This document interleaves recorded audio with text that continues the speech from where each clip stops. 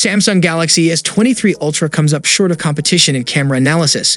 The S23 Ultra may appear to be a camera powerhouse, but camera benchmarks suggest otherwise. It is an improvement over the Galaxy S22 Ultra, but its camera performance cannot keep pace with the best around from Apple, Google, and Huawei, and among others. demonstech has now put the Galaxy S23 Ultra through its paces, Samsung's latest premier smartphone. Much has been made of Samsung's new 200 megapixels camera, with the company moving away from the ISOCELL AM3 in the S22 Ultra. In my opinion, there is a noticeable step up in camera quality from the S22 Ultra to the S23 Ultra. However, that upgrading from the former to the latter is not worth it for the most part, with the ISOCELL HP2 suffering from shutter lag. The differences between the both generations' other cameras are relatively minor too. As usual, demonstech lists both pros and cons related to the camera experience. On the bright side, the Galaxy S23 Ultra camera system performs consistently across the board, making it a great all-around camera phone. That is more or less the overarching theme with Samsung's latest phones. They provide a solid overall experience across the board from hardware to software.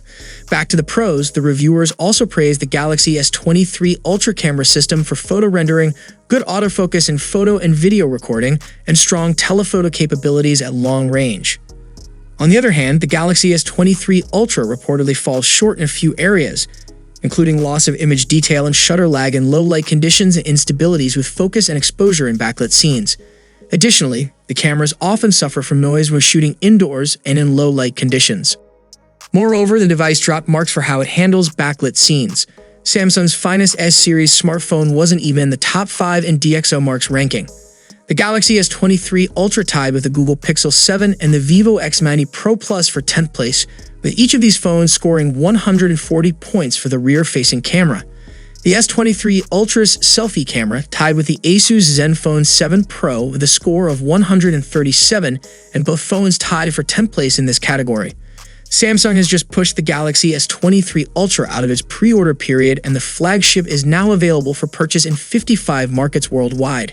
Check out my channel if you want to learn about our experience using the device for the past couple of weeks. In short, the Galaxy S23 Ultra is a step forward for the Galaxy S series.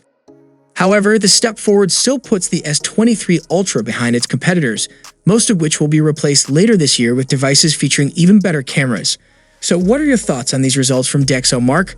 Let us know your valuable opinions in the comment section below, and if you enjoyed the video, then a sub to the channel will be massive. See you for the next time. Peace out.